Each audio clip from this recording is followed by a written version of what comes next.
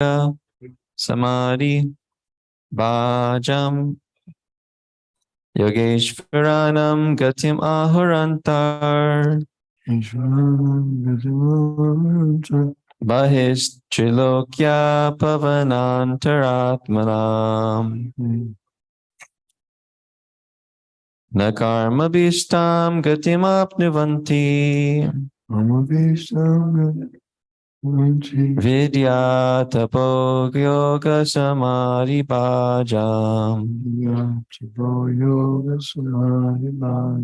Yogeshvaranam Gatim Ahur Antar Bahistrilokya Pavanantaratmanam Nakarma Bhishtam Gatim Apnuvanti Vidya Tapo Yoga Samadhi Bhajam Yogeshvaranam Gatim Ahurantar Bahistrilokya Pavanantaratmanam Nakarma Bhishtam Gatim Apnuvanti Vidya Tapo Yoga Samadhi Bhajam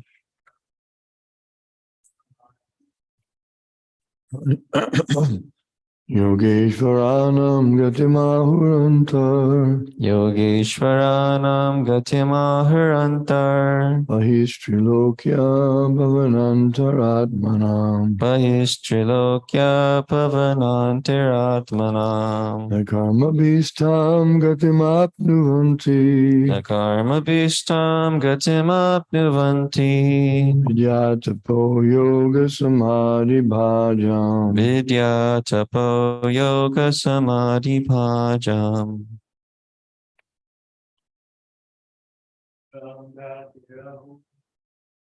Yogeshvaranam Gatim Ahurantar Bahistrilokya Pavananta Satmanam Bahistrilokya Pavanantaratmanam Nakarma Bhistang Gatimap Nuvanti Nakarma Bhishtam Gatim Apnuvanti Vidyatapo Yoga Samadhi Bhajam Vidya Tapo Yoga Samadhi Bhajam Yogeshvaranam Gatim Ahurantar Yogeshvaranam Gatim Ahurantar Bahistrilokya Pavanantaratmanam Bahistrilokya Pavanantaratmanam Karma Bhistam Gatim Apnuvanti Nakarma Bhishtam Gatim Apnuvanti Vidya Tapo Yoga Samadhi Bhajam Yoga Samadhi Bhajam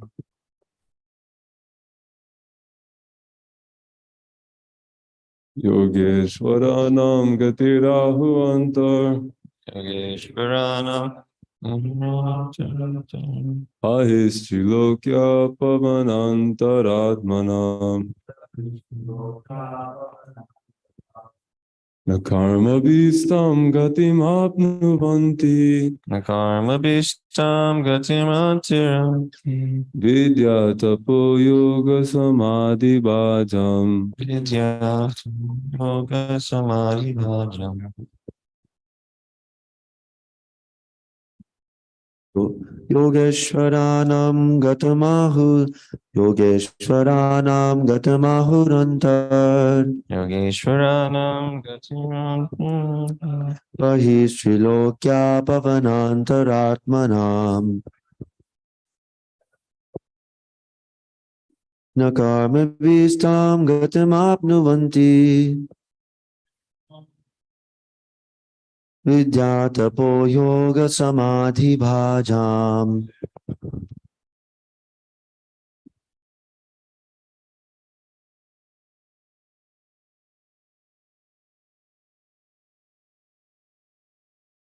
Antar Bahi Srilokya Pavanam Tar Atmanam Na Karma Bistam Gatim Apunvanti Karma Bhishtam Gatimapnivanti Vidya Tapo Yoga Samadhi Bhajam Vidya Tapo Yoga Samadhi Bhaja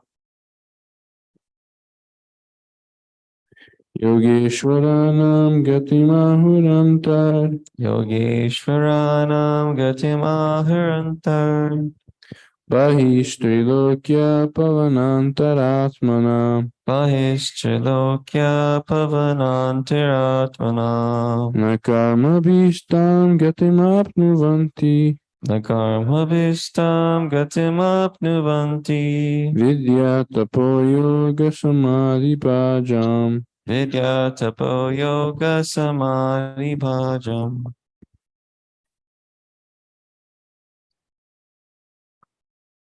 Okay, word for word, Yoga Ishwaranam of the great saints and devotees. Gatim, destination.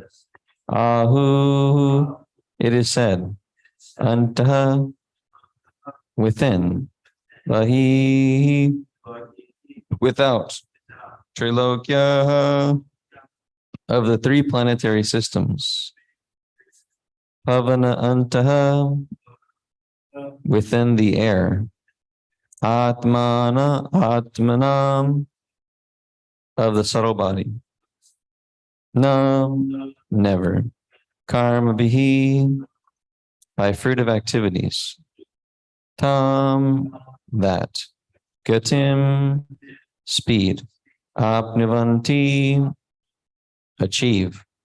Vidya, devotional service. Tapa, austerities. Yoga, mystic power.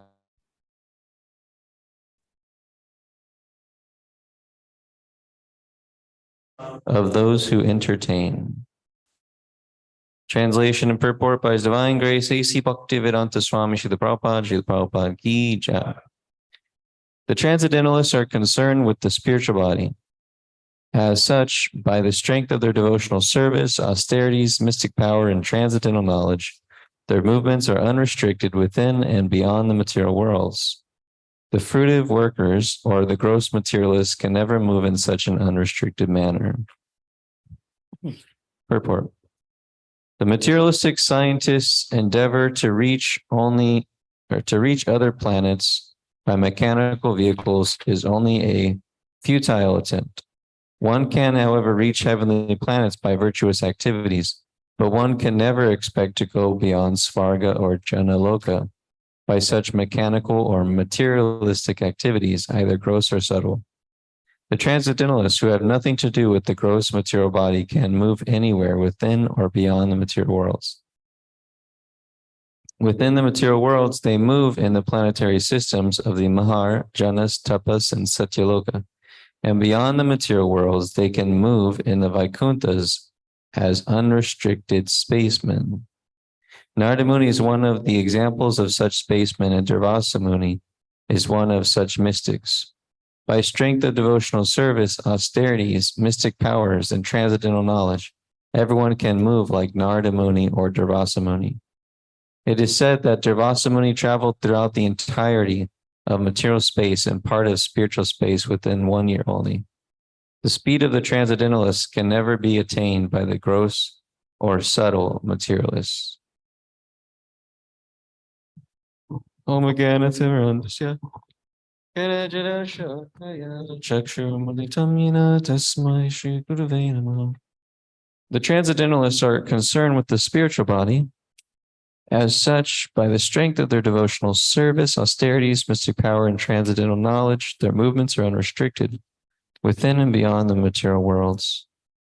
The fruitive workers or the gross materialists can never move in such an unrestricted manner. So the transcendentalists, specifically the devotees of the Lord, are free from the entanglement of karmic activity, and therefore they can move about this world freely. Whereas those that are fruited workers, they're under the laws of karma. They're bound by the activities that they do. They're bound by the results of them, right? So therefore they have to accept the consequences, or the consequences come. So it is a very precarious life to be under the laws of karma and to be just year after year getting reaping the results of your sinful activities that you do. And even if you're doing pious activities, still you have to you reap those results, and you might become bewildered by them, bewildered by the wealth or the various opulences that you get from that good karma. So the transcendentalist like Narada Muni, he's completely free. He's a personality that is completely free to move wherever he wants throughout the whole universe. Now, the universe is the creation, the Ekapavibhuti and the Tripavibhuti, 3/4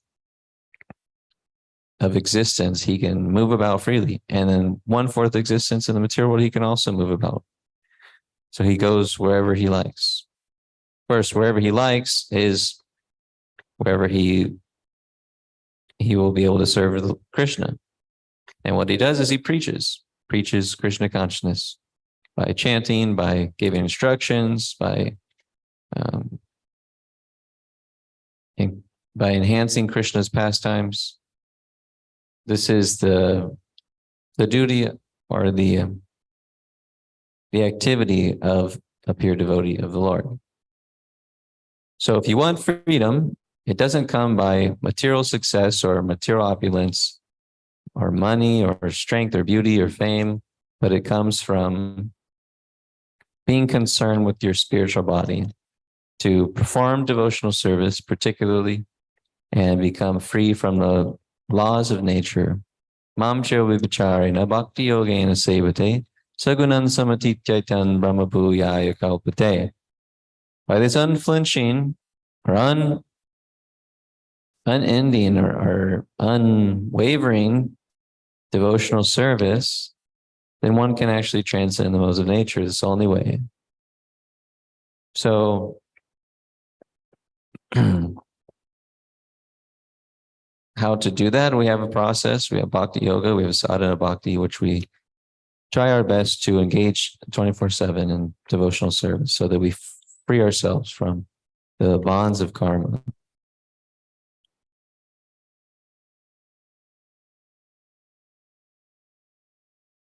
So one point here is that the material scientists, their endeavor to reach other planets by mechanical means is only a futile attempt.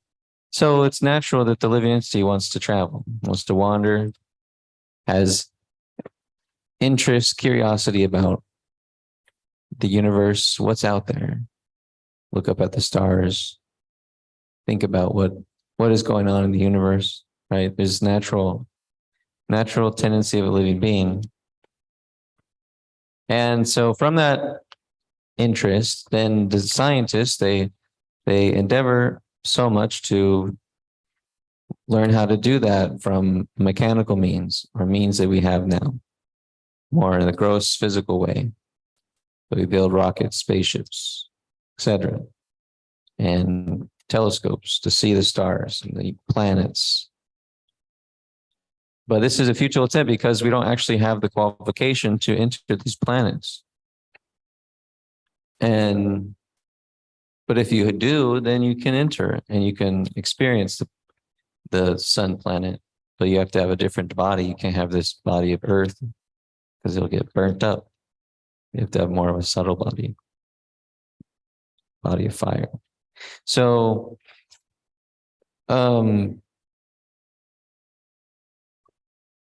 we know that in the pastimes of Lord Ram that Ravana, right, was trying to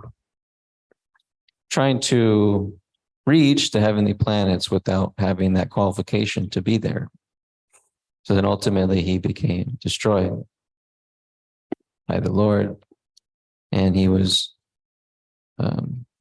destroyed by his activities. He stole Mother Sita, did many atrocious things. So that's one nice correlation here, and we'll learn more about that and then tonight or later on. So I actually wanted to read a little bit of the pastimes of Ramayan that's given in the Srimad Bhagavatam.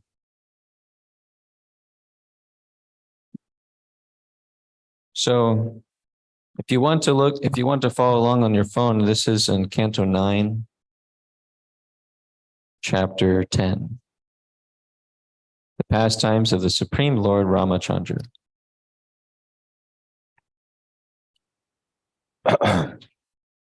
So this is the summary.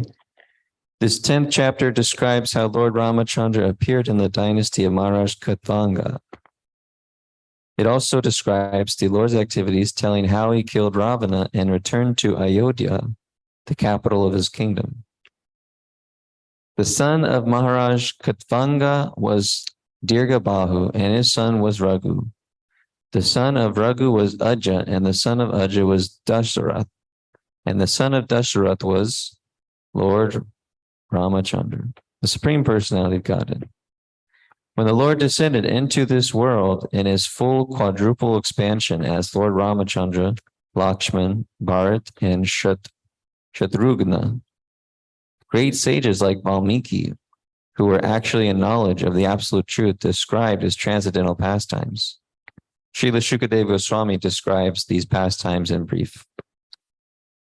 Lord Ramachandra went with Vishvamrita and killed Rakshasas like Maricha. After breaking the stout and strong bow known as Haradhanu, the Lord married Mother Sita and cut down the prestige of Parashuram. To obey the order of his father, he entered the forest accompanied by Lakshman and Sita. There he cut off the nose of Shiparnaka and killed the associates of Ravana, headed by Kara and Dushana. Ravana's kidnapping of Sita Devi was the beginning of this demon's misfortune. When Maricha assumed the form of a golden deer, Lord Ramachandra went to bring the deer to please Sita Devi, but in the meantime, Ravana took advantage of the Lord's absence to kidnap her.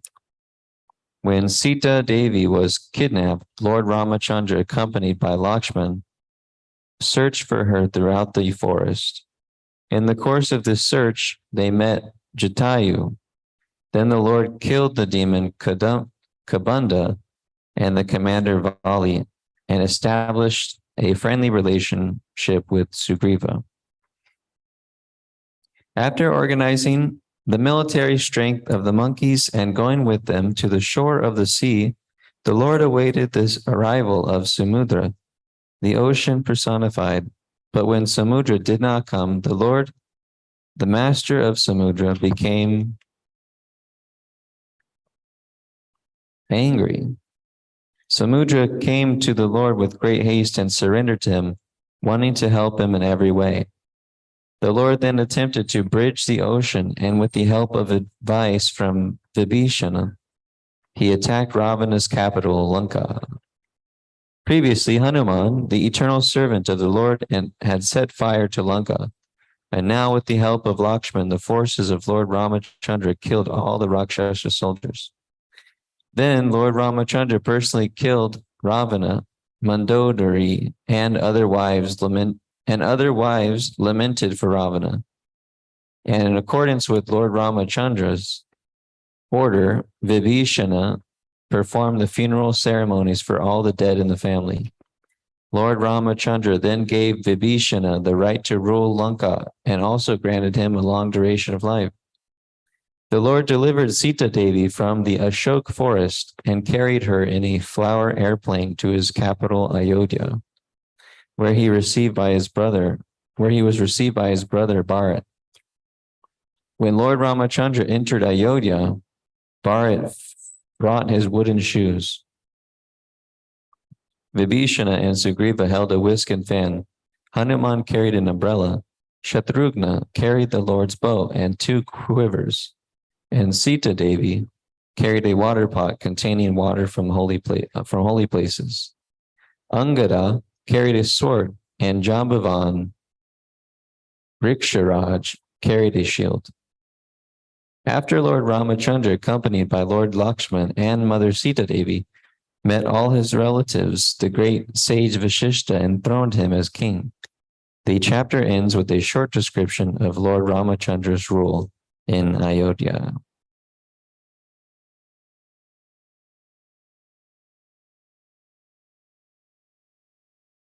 So, who's falling on their phone?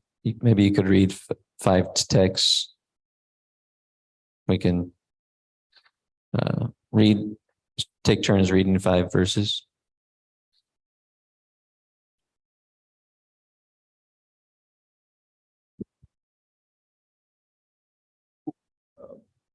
Text 1. Sukadev Goswami said, the son of Maharaj, Vanga, was Dirgabahu, and his son was the celebrated Maharaj Raghu. From Maharaj Raghu came Aja, and from Aja was born the great personality Maharaj Dashrata. Text 2. Being prayed for by the demigods, the Supreme Personality of Godhead, the Absolute Truth himself, directly appeared with his expansion and expansions of the expansion. Their holy names were Rama, Lakshmana, Bharata, Shatrugna, and Satrugna. These celebrated incarnations thus appeared in 4 forms as the sons of Maharaj Dasratha. Text 3. O King Parikshit, the transcendental activities of Lord Ramachandra have been described by great saintly persons who have seen the truth. Because you have heard again and again about Lord Ramachandra, the husband of Mother Sita, I shall describe these activities only in brief. Please listen. Text 4. To keep the promise of his father intact, Lord Ramachandra immediately gave up the position of king and accompanied by his wife. Mother Sita wandered from one forest to another on his lotus feet, which were so delicate that they were unable to bear even the touch of Sita's palms. The Lord was also accompanied by Hanuman, or by another monkey, Sugriva, king of the monkeys, and by his own younger brother, Lord Lakshmana, both of whom gave him relief from the fatigue of wandering in the forest. Having cut off the nose and ears of Shrupankaha, thus disfiguring her, the Lord was separated from Mother Sita. He therefore became angry, moving his eyebrows and thus frightening the ocean, who then allowed the Lord to construct a bridge to cross the ocean. Subsequently, the Lord entered the kingdom of Ravana to kill him, like a fire devouring a forest. May that Supreme Lord Ramachandra give us all protection. Text 5. In the arena of sacrifice performed by Vishvamitra, Lord Ramachandra, the king of Ayodhya, killed many demons, Rakshasas, and uncivilized men who wandered at night in the mode of darkness. May Lord Ramachandra, who killed all these demons in the presence of Lakshmana, be kind enough to give us protection.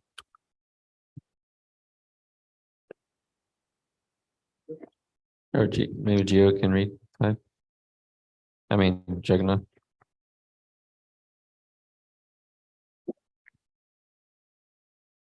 Yeah.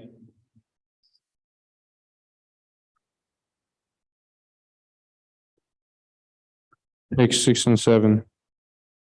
O king, the pastimes of Lord Ramachandra were wonderful, like those of a baby elephant. In the assembly where Mother Sita was to choose her husband, in the midst of the heroes of this world, he broke the bow belonging to Lord Shiva.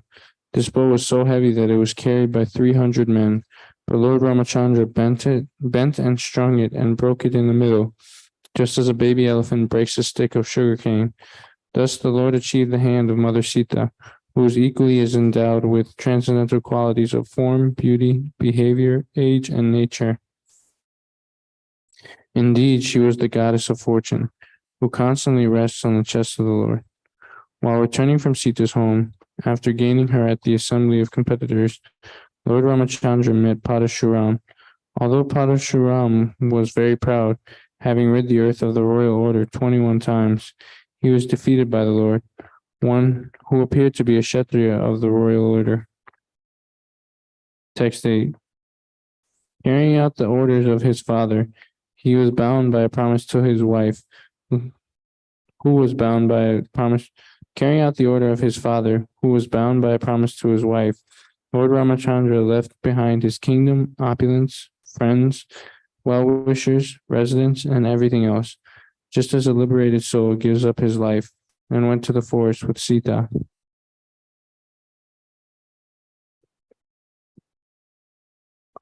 Text 9.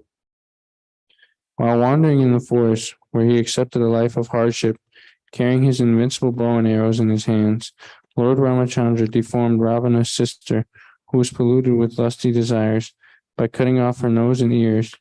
He also killed her 14,000 Rakshasa friends, headed by Kata, Trishira, and Dushana.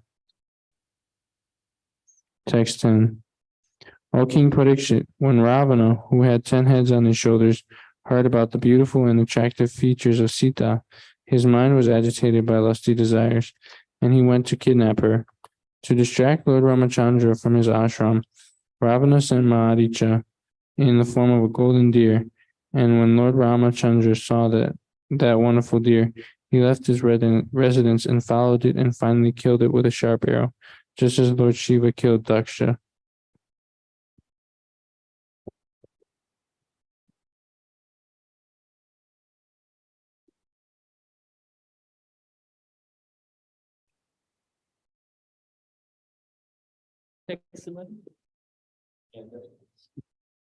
When Ramachandra entered the forest and Lakshman was also absent, the worst of the Rakshasas, Ravana, kidnapped Sita Devi, the daughter of the king of Videha, just as a tiger seizes unprotected sheep when the shepherd is absent.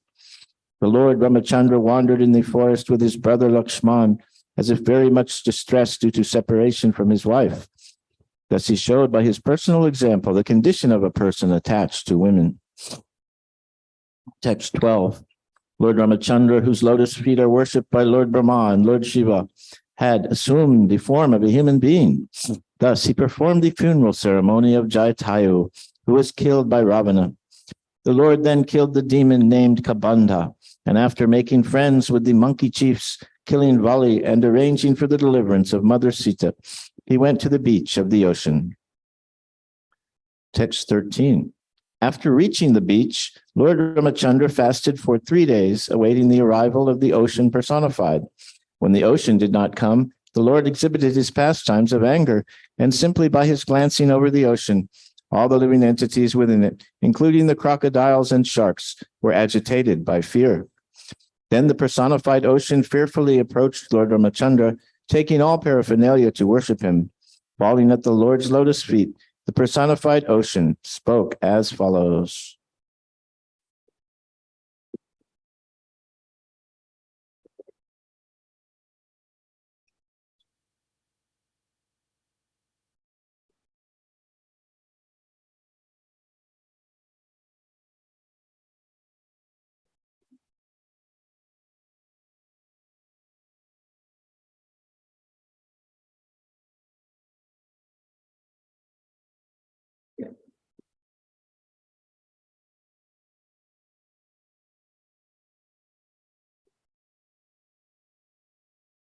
O all-pervading Supreme Person, we are dull-minded and did not understand who you are, but now we understand that you are the Supreme Person, the Master of the entire universe, the unchanging and original personality of Godhead.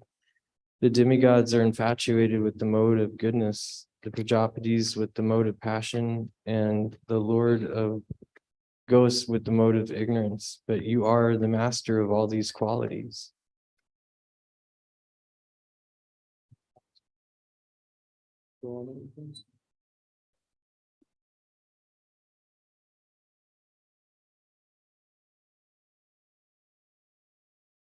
My lord, you may use water as you like. Indeed, you may cross it and go to the abode of Ravana, who is the great source of disturbance and crying for the three worlds. He is the son of Vishrava, but is condemned like urine. Please go kill him and thus regain your wife Sita Devi. O great hero, although my water presents no impediment to your going to Lanka, please construct a bridge over it to spread your transcendental fame. Upon seeing this wonderfully uncommon deed of your lordship, all the great heroes and kings in the future will glorify you.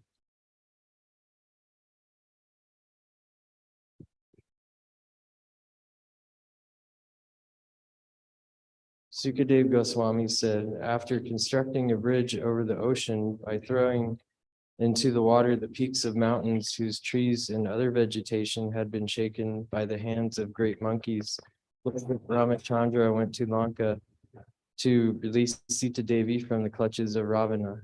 With the direction and help of Vibhishana, Ravana's brother, the Lord, along with the monkey soldiers, headed to Sugriva, Nila, and Hanuman, entered Ravana's kingdom, Lanka, which had previously been burnt by Hanuman.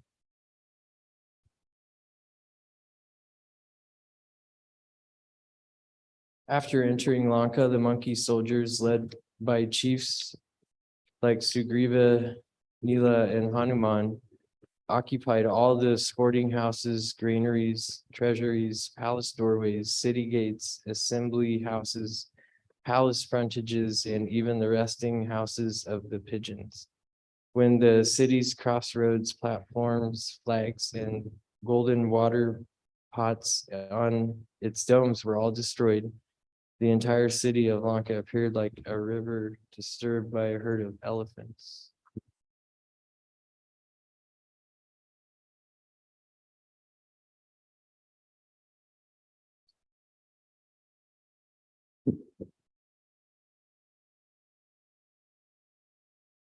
When Ravana, the master of the Rakshasas, saw the disturbance created by the monkey soldiers, he called for Nikumba, Kumbha, Dhumraksha, Durmukha, Surantaka, Narantaka, and other Rakshasas, and also his son Indrajit.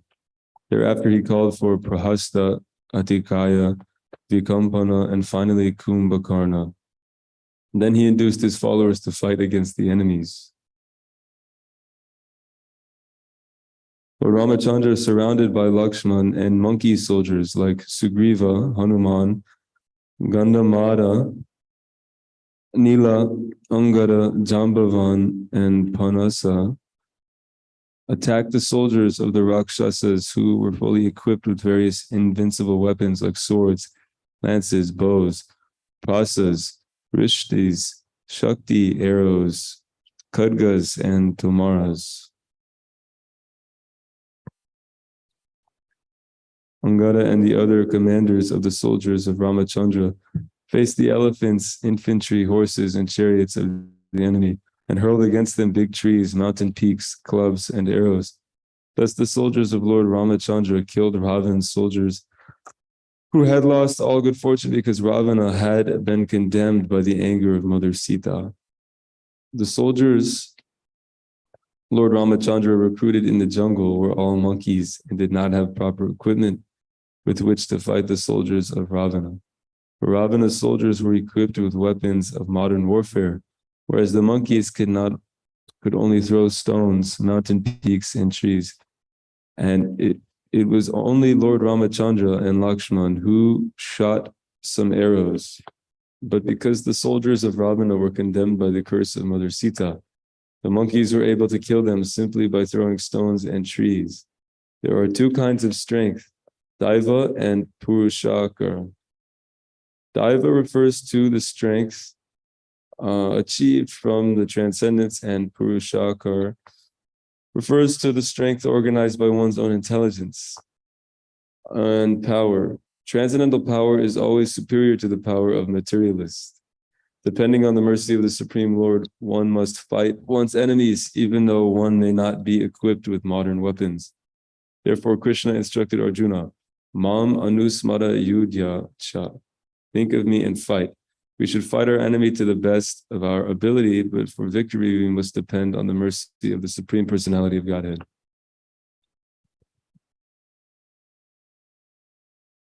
Shri Ramachandra ki jai. Shri Ramnavami Mahotsav ki jai. So we'll have more katha about Lord Ram in the evening. Haribo, Srimad Bhagavatam ki jai. Srila Prabhupada ki jai.